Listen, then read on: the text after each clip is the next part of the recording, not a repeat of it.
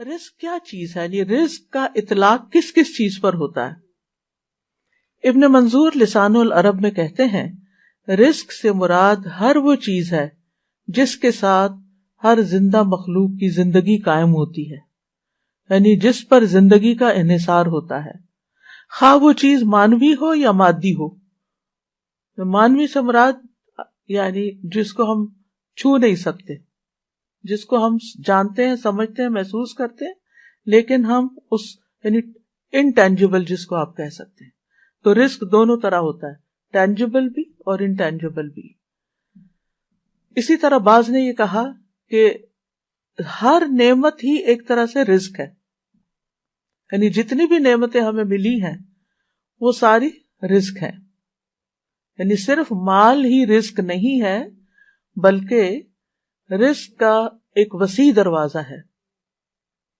ہر وہ چیز جو اللہ تعالی بندوں پر نعمتوں کی صورت میں انعام فرماتا ہے، جیسے مال، اولاد، ہسبینڈ، اہل و عیال، ماں باپ، پھر اسی طرح صحت، محبت، قبولیت، یہ ساری چیزیں رزق کہلاتی ہیں،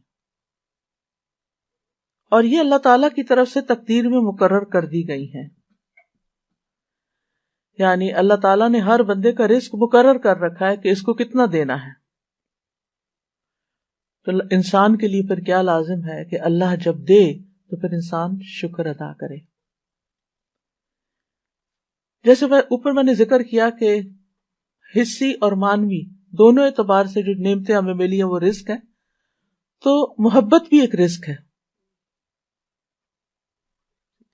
چھوڑ کے بیٹھے، محبت بھی ایک رزق ہے، ٹھیک ہے۔ حضرت عائشہ کہتی ہیں میں نے نبی صلی اللہ علیہ وسلم کی ازواج میں سے کسی پر رشک نہیں کیا سوائے خدیجہ رضی اللہ عنہا کے، اور میں نے حضرت خدیجہ کو نہیں دیکھا، یعنی ان کو زمانہ نہیں پایا۔ وہ فرماتی ہے کہ رسول اللہ صلی اللہ علیہ وسلم جب بکری ذبح کرتے تو آپ فرماتے کہ اس کا گوشت خدیجہ کی سہیلیوں کو بھیج دو۔ وہ کہتی ہے کہ ایک دن میں غصے میں آ گئی، میں نے کہا آپ ہر وقت خدیجہ خدیجہ کرتے ہیں اور اس کی سہیلیوں تک کا خیال رکھتے ہیں۔ تو رسول اللہ صلی اللہ علیہ وسلم نے فرمایا انی قد رزقت حبھا، مجھے خدیجہ کی محبت عطا کی گئی ہے، یعنی اللہ نے میرے دل میں اس کی محبت ڈالی۔ انسان کسی کو مرنے کے بعد صرف محبت کی وجہ سے یاد رکھ سکتا ہے کہ جس کے ساتھ آپ کا کوئی قلبی تعلق ہو، اور یہ بھی اللہ دلوں میں ڈالتا ہے۔ قرآن مجید میں آتا ہے ان الذین آمنوا وعملوا الصالحات سیجعل لهم الرحمن ودا، بے شک جو لوگ ایمان لائے اور انہوں نے نیک عمل کیے، رحمان ان کے لیے دلوں میں محبت ڈال دے گا۔ آپ کسی سے زبردستی محبت نہیں کرا سکتے، آپ کسی کے آگے رو پیٹ کے، اس کے ساتھ غصہ کر کے، اس کی منتیں کر کے، یا اس کو مال دے کے، یا اس کے ساتھ اس کی خوشامد کر کے آپ اس سے کہیں آپ مجھے محبت دیں، آپ مجھ سے محبت کریں، کبھی بھی نہیں کوئی کرے گا جب تک اللہ دلوں میں محبت نہ ڈالے۔ اور اگر آپ کے لیے اللہ نے کسی کے دل میں محبت ڈال دی ہے تو یہ اللہ، اس پر اللہ کا شکر ادا کرنا چاہیے کہ یہ اللہ نے رزق دیا ہے مجھے، کیونکہ محبت کہیں سے خریدی نہیں جا سکتی۔ اللہ تعالیٰ فرماتے ہیں لو انفقت ما فی الارض جمیعا ما الفت بین قلوبہم، اگر زمین میں جو کچھ ہے سارے کے سارا بھی آپ خرچ کر دے دیں لوگوں کو، آپ ان کے دلوں میں محبت نہیں ڈال سکتے۔ یعنی نہ یہ مال سے خریدی جا سکتی ہے، اور نہ ہی یہ کسی مطالبے سے خریدی جا سکتی ہے، اور نہ ہی یہ احسان جتا کے اور کسی کو ذلیل کر کے یا کسی کو کسی طرح مجبور کر کے محبت لی جا سکتی ہے۔ یہ اللہ کی دین ہوتی ہے، اور جس کو اللہ دے وہی محبت حاصل کرتا ہے، اور اس کے پیچھے بھاگنا نہیں چاہیے۔ بھاگنا چاہیے اللہ کی رضا کے کاموں میں، اللہ سبحانہ وتعالی، اور نہ اس بات کی فکر کرنی چاہیے میری ماں مجھ سے محبت کرتی ہے کہ نہیں، کیونکہ کچھ بچوں کو ساری زندگی یہی یقین نہیں آتا کہ ماں محبت کرتی ہے، شوہر مجھ سے محبت کرتا ہے کہ نہیں، ساری زندگی شک میں پڑی رہتی ہیں، حتیٰ کہ بیمار پڑ جاتی ہیں بعض خواتین۔ ریسنٹلی کسی کے بارے میں جو پتا چلا کہ ان کا دماغ چل گیا صرف اس بات پہ یعنی کہ ہسبینڈ مجھ سے وہ محبت نہیں کرتا جو مجھے چاہیے، اور اس کی وجہ سے مزری، دنیا کی ہر نعمت ہے اس کے پاس، لیکن اب وہ ایک طرح سے ذہنی مریض بن گئی خاتون. اور بہت سی عورتیں، وہ تو خیر ایک سیویئر کیس ہو گیا نا، لیکن اس سے نچلے درجے پر کسی نہ کسی ڈگری، کسی نہ کسی لیول پر ہر شخص کو یہ شکوہ رہتا ہے، اور اس سے باہر نکلنا چاہیے، کیونکہ انسان اس سے اپنی صلاحیتیں کھو دیتا ہے. انسان کی پروڈکٹیوٹی ماری جاتی ہے جب انسان لوگوں کی محبت کا یا تو دیوانہ ہوتا ہے، اور یا وہ اس کا فقیر بن جاتا ہے، یا اس کو یہ پریشانی لگ جاتی ہے کہ کوئی مجھ سے محبت کیوں نہیں کرتا. کیونکہ اس سے انسان کو حاصل کچھ نہیں ہوتا اس پریشانی سے. اور پھر آپ دیکھیے کہ بعض اوقات خواتین کا مسئلہ یہ بھی ہوتا ہے کہ ان کے اوپر کچھ کنڈیشنز ایسی ہوتی ہیں، ہارمونل چینجز ہوتے ہیں، پیریڈز کا مسئلہ ہے، بچوں کی ولادت کا مسئلہ ہے، اور کئی طرح کی پریشانیاں، بچوں کو دودھ پلا رہی ہیں، کتنی فزیکل کنڈیشنز کتنی بدلتی جاتی ہیں، جس کی وجہ سے عموماً وہ زیادہ اٹینشن سیکرز ہوتی ہیں. تو یہ جو اٹینشن سیکنگ ہے یہ بھی ایک بیماری ہے. یعنی اس میں بھی آپ نے اپنا ریموٹ کنٹرول دوسرے کے ہاتھ میں دیا ہوا ہے. وہ آپ کو اٹینشن دے تو آپ خوش، آپ کے اپنے پاس کوئی چیز نہیں کہ جس سے آپ خوش ہو سکیں. بھائی آپ کے اپنے پاس کوئی چیز ہونی چاہیے، آپ انڈیپینڈنٹ ہو، کیوں کسی کی غلامی میں پڑے ہوئے ہیں؟ انڈیپینڈنٹ ہو، آپ اپنے چائے کے کپ کو انجوائے کریں، آپ اپنے بک ریڈنگ کو انجوائے کریں، آپ اپنے گھر کے کام کو انجوائے کریں، آپ مختلف چیزوں کے اندر مختلف ایکٹیویٹیز میں اپنے آپ کو انوالو کر کے وہاں سے آپ خوشی حاصل کریں. اپنی خوشیاں اپنے بچوں کے اندر مت ڈال دیں کہ بچے سامنے ہوں گے تو میں خوش ہوں گی اور بچے نہیں تو میں خوشی نہیں. آپ اپنی خوشیاں مال و دولت میں نہیں ڈالیں کہ میرے پاس ڈھیر مال آئے گا ہر مہینے تو پھر ہی میں خوش ہوں گی، اور اگر کسی مہینے کے اوپر نیچے ہو گیا تو میری ساری خوشی چلی گئی. چیزوں کے اندر، انسانوں کے اندر خوشیاں نہیں ڈھونڈیں. اور سب سے بڑی خوشی تو خود اللہ کے ذکر میں ہے، اللہ کی یاد میں ہے، اللہ کی عبادت میں ہے، اللہ سبحانہ تعالیٰ کے دین میں ہے، اس دین کے علم حاصل کرنے میں ہے، اس علم کو سکھانے میں ہے، اس کے راستے میں نکلنے کو ہے. کیا آپ نے کسی حدیث میں صحابہ کرام کے میں سے کسی کے بارے میں یہ پڑھا تھا کہ وہ ذہنی مریض ہو گئے تھے؟ کوئی مینٹل النس تھی وہاں؟ کوئی ایموشنل امبیلنسز تھے وہاں؟ کوئی ان باتوں پر لڑائیاں تھیں آپس میں وہاں؟ ہرگز نہیں، کیونکہ وہ ایموشنلی اسٹرانگ تھے. میں جانتی ہوں، میں خود ایک عورت ہوں، عورت ایموشنلی ویک ہوتی ہے مرد کے مقابلے میں، لیکن اس کو اپنی ویکنس نہ بننے دیں. کانفیڈنٹ ہو، اسٹرانگ ہو، اپنے لیے زندگی میں خود چیزیں تلاش کریں کہ جس کام کے لیے اللہ نے آپ کو بنایا، آپ کی زندگی میں وہ کیا مقصد ہونا چاہیے، وہ کون سا کام ایسا ہے کہ جس کو کر کے آپ کو خوشی ملتی ہے، اس کو پکڑ لیں. اگر وہ جائز ہے اور اللہ کی حدود کے اندر ہے اور اللہ تعالیٰ کی ناراضگی کا نہیں. وہ چونکہ اللہ نے ہر انسان، یعنی میں آپ کے لیے سجیسٹ نہیں کر سکتی، ہر انسان کو اللہ تعالیٰ نے مختلف بنایا ہے، اور ہر انسان کی کسی کی ذہنی ضروریات اور طرح کی ہوتی ہے، کسی کی اور طرح سوچ ہوتی ہے. کوئی میتھمیٹکس میں بہت اچھا ہے، کوئی شاعری میں بہت اچھا ہے، کوئی لٹریچر میں بہت اچھا، کوئی کسی چیز میں، کوئی کسی چیز میں. آپ دیکھیں آپ کی اسٹرینتھ کیا ہے، اللہ نے آپ کو کیا دے کے بھیجا ہے، تو اس چیز کو تلاش کریں، اپنے اسکلز کو ڈیولپ کریں، اپنے آپ کو اسٹرانگ کریں، اور اپنی زندگی کو بہترین کاموں میں استعمال کریں. کیونکہ اس پر انحصار ہے آخرت کے درجے کا.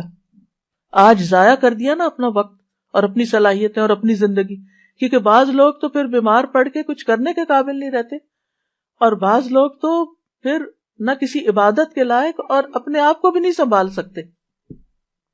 پھر وہ زندگی کیا زندگی ہے؟ پھر ایسا انسان، یعنی آپ دیکھیں کہ ایک شخص جو ذہنی مریض بن جائے، اللہ تعالیٰ ہر ایک کو بچائے اس سے، اس کی کوئی زندگی ہے؟ وہ کچھ بھی کرنے کے قابل نہیں، وہ کیا زندگی جیتا ہے؟ اسی لیے ہمیں دعا سکھائی گئی کہ اللہ ہمیں ارذل العمر سے بچا، یعنی بڑھاپے میں بھی جا کے ہمارا دماغ نہ خراب ہو. کیونکہ جب لوگوں کی عمر زیادہ ہو جاتی ہے، حافظہ ختم ہو جاتا ہے، کچھ لوگ الزائمر کے مریض ہو جاتے ہیں، ڈیمنشیا ہو جاتا ہے، وقت کے ایجنگ کے ساتھ ساتھ ہوتا ہے، لیکن کچھ لوگ آپ دیکھیں ماشاءاللہ، کل کسی نے مجھے کسی عالم کی پکچر بھیجی کہ یہ پچھلے 51 ایئر سے اس مسجد میں، ایک سیم مسجد، ہر سال پورا قرآن سنا رہے ہیں، اور اس پکچر میں بھی وہ تراویح پڑھا رہے تھے کہ اس سال بھی وہ 81 ایئرز کے ہیں اور پورا قرآن سنائیں گے. وہ بھی تو انسان ہے، ان کو اللہ نے اتنا اسٹرانگ حافظہ کیوں دیا؟ اس قرآن کی برکت سے، کہ جب آپ نے ایک سوچ لیا کہ میں نے سال کے آخر میں یہ کام کرنا، تو آپ پورا سال تیاری کریں گے نا. تو میں سوچ رہی تھی کہ کہاں ہم ہر سال قرآن سنانا حافظے سے، اور اتنا ریگولرلی کنسسٹنسی کے ساتھ ایک کام کرتے چلے جانا، یہ ہے نا قابل رشک زندگیاں. یہ تھوڑی ہے کہ آج رو رہے ہیں، کل سو رہے ہیں، پرسوں کچھ کر رہے ہیں، ترسوں کچھ کر رہے ہیں، نہ ادھر کے نہ ادھر کے، نہ دنیا کے نہ آخرت کے. یہ تو اپنے آپ کو ضائع کرنا ہے. تو ہم میں سے ہر شخص یہ دیکھے وَلْتَنظُرْ نَفْسٌ مَا قَدَّمَتْ لِغَدٍ، ہر شخص دیکھے اس نے اپنی کل کے لیے کیا تیاری کی ہے، دنیا کے کل کے لیے بھی اور آخرت کے کل کے لیے بھی.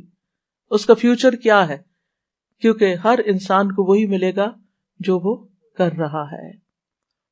تو رزق کی کئی قسمیں ہیں، اور پھر جب ہم رزق مانگیں اور جس چیز کی کمی ہمیں محسوس ہو وہ اللہ سے مانگ لیں، بندوں کے پیچھے نہ جائیں، بندوں کے آگے ہاتھ نہ پھیلائیں.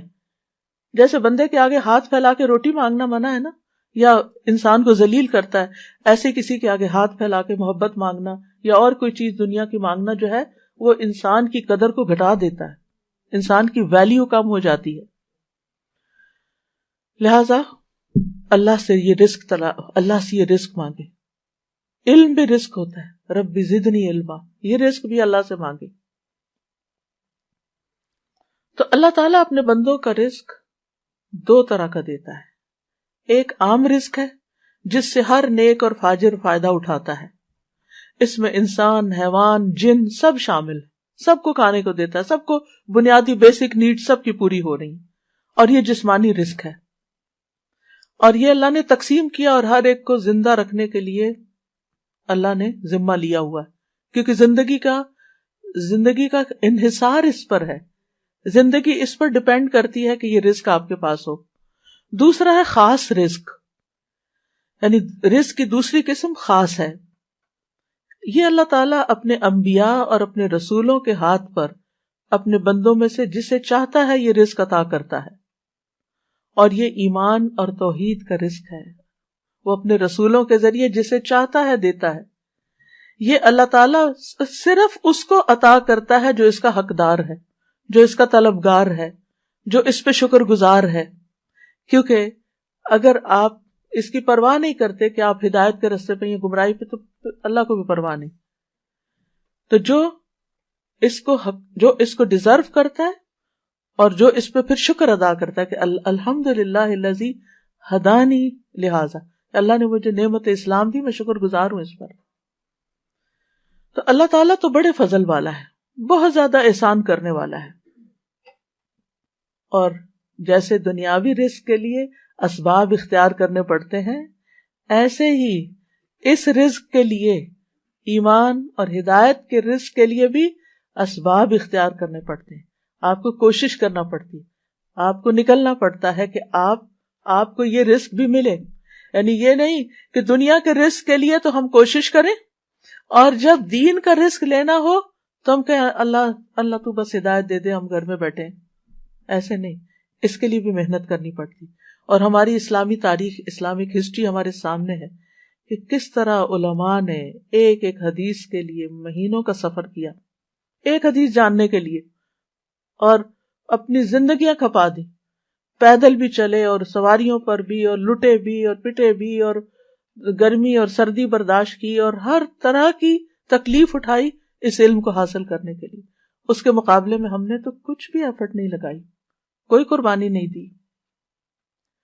تو ایمان میں اضافے کے لیے بھی آپ کو نکلنا پڑتا ہے، کچھ کام کرنے پڑتے ہیں، اس کے لیے بھی اجتماعیت چاہیے ہوتی ہے، علم میں اضافے کے لیے بھی.